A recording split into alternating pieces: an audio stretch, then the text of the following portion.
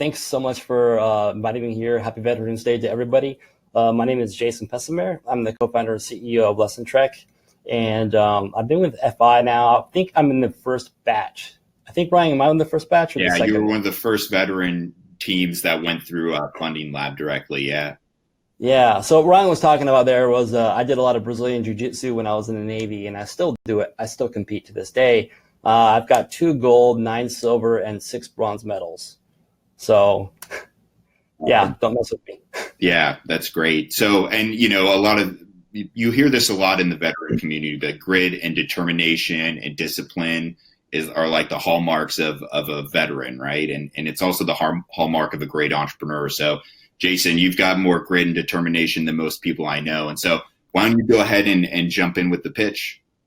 Cool. Thanks, Ryan. Appreciate that. Yeah, so my name is Jason Pessimer, and this is Lessontrek. What we are, we're an adaptive lesson management system that increases corporate education ROI. We're mainly an ed tech focused platform. So we're a software as a service platform that allows us to help scale really fast and really quick. So right now we have a problem in the corporate market, and that's basically a lot of old K-12 traditional ed tech companies that have servers on-prem. They're not shipping software updates fast enough to corporations and colleges. So corporations are really being daunted by the task of slow software updates, or the way that people and employees learn today is a lot different than they were learning 10 years ago. And so there's a lot of outdated, antiquated software platforms that are in the corporations now that are just being eliminated and taken out. And so corporations now, more than ever, are trying to look for more of a modern, cloud-based, web-based solution. And so that's kind of where we believe we are the solution to that. So the corporate education market is about $200 billion global, and about $1,000 to $2,000 a year corporations spend on employee training. And so what we do is we streamline the employee education management and tracking workflows. We also provide updates, and we also provide dashboards as well. We're really fast and agile, so we're a startup. And so most startups, as you know, from Silicon Valley, like Airbnb, Trello, Facebook, back to what Herbert was saying was, move fast and break things, but at the same time, build a really strong infrastructure so you have something really foundational that's strong so you can keep building and adding on top of that. And that's exactly what Lessontrek is and what I've built. We're also enterprise-grade software as well. So I have background in cybersecurity. So we're really focused in staying secure as well in our back end and our front end. The FBI has been messaging a lot of warnings out there in the past few years with ed tech companies being hacked by hackers. There's about $1 million to $2 million every other few hours lost to cyber attacks. And so these hackers around the world know that these ed tech companies are very vulnerable to being hacked. And so they kind of go after those. And so that's another thing where that provides us another advantage to us over our competitors. Okay, so why now? We're existing all-in-one solutions are quickly becoming a thing of the past. And so right now, a lot of companies want to be able to have one thing, either the front end, and be able to build a bunch of other things and allow that to be used across the middleware and the architecture inside. So that way they can have things like e-learning from YouTube videos or other web-based products, and they can integrate that with Lessontrek seamlessly through APIs. Okay. So the team, myself, I got 10 years of software experience, some here at Microsoft, some in Starbucks. I've also co-founded a software agency, have an MBA, have a good designer team. He won a Facebook Design of the Year award in 2016. I have a small early beginning sales team as well. Our advisory board is really strong. We have the Chief Content Officer of Coursera over at GSV Labs. We have Jim Connor, he's our advisor. He's the board member of Sandhill Angels. And also we have Alex Burkhart, who is former NSA Cyber. He was with Cyber Reason for a long time, and he's really experienced at selling at enterprises. So right here's a quick picture of our product. We're really easy on the usability side of things. We're kind of like a drag and drop kind of interface where you can drag and drop your assignments and subjects and lessons. Okay. Some of our traction right now, we're into some colleges. We're talking with University of South Carolina right now as we speak. We're actually also talking to some folks at Department of Defense, looking at getting into the DoD, where a lot of their educational tools are also outdated, and they're looking for modern solutions to help them with their future of education, training, and certifications. Another traction too, we're Silicon-based accelerators. Founder Institute, we're in with them. We're in with GSV Capital and also AWS EdStart member as well. So Amazon Web Services has given us $100,000 to use for cloud storage and also cloud compute. So our business model is software as a service. That's a really good model to use in this market, in any market, to help scale fast. We are selling to both individuals and enterprises. We have about a 5% churn rate currently right now with consumers. We're using a lot of APIs to help us integrate. The API down there on the lower left is ADL. That's the military DoD compliant API. And we're actually working with the director of ADL currently to integrate with their systems. Corporate ed tech training market is pretty large. Total addressable market is $2.1 billion, and we believe we can get to $12 billion serviceable market in year 3. Competition, we're up and to the right, and like I said, a lot of people are still on spreadsheets. Some people are using things like Trello or MindTickle. Canvas is your typical college ed tech platform. Canvas is seeing a large growth spurt in their revenue going after corporations, similar to what we're doing.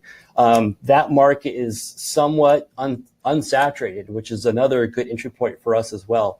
We're mostly software as a service, so we believe that we're better than the competition from that perspective. Blackboard, they're still trying to figure out what they need to do in their life. They're not doing too well as a business model because they're still stuck in the old on-site prem, put the server in the closet or the basement at the college, and colleges and corporations aren't putting up with that. So this is our final slide. Our ask is 1 million series seed round. What we're planning doing with that $1 million is to achieve $500,000 in ARR. We currently have $150,000 committed. Use of funds, about 60% of that will be sales and execution. The other 40% will be continuous improvement. So mostly, back-end work, engineering work, architecture work, front-end work. Our goal is to reach Series A by the fall of 2020. And our ultimate goal is acquisition year 5 or 6, so we can get a really strong, high ROI for our investors. And that's it. Thanks for watching. Thank you, Jason. So while people get their questions ready, I'll just ask a couple. Why you? Why Jason? Yeah, so I started my first software company after the MBA program, and it was growing really fast. And it was in Southeast, and there was a lot of folks who had sold their ed tech companies into big education software companies like Follett Software. And they saw my ability to build something that users wanted and loved, and to be able to finish something from end to end. And they suggested I get into the education market. Well, at that time, the education market was really hard to get into. It was very political. And at that time, Blackboard was just crushing it. They were the unicorn, and no one wanted to get into the ed space. And so I kind of saw that both as a challenge and also as an opportunity. A challenge for me was, I like to go after challenges and things that I think that I can't do. I end up trying to do them. And opportunity is because I knew that the future would be today. The future would be Blackboard and those companies are going to die off and something new needs to come up. And so that's kind of why I built Lessontrek the way I did, where it's more of the front end focus, easeability, usability, and things for the end user, not so much the administrator. And so now I built that in such a broad perspective and broad way that it'll allow employees to use it. So. Great. Alexander asks, or he says, I know you're focusing on education and learning, but have you considered pivoting into a project management system? It seems like there'd be more money and users in that segment.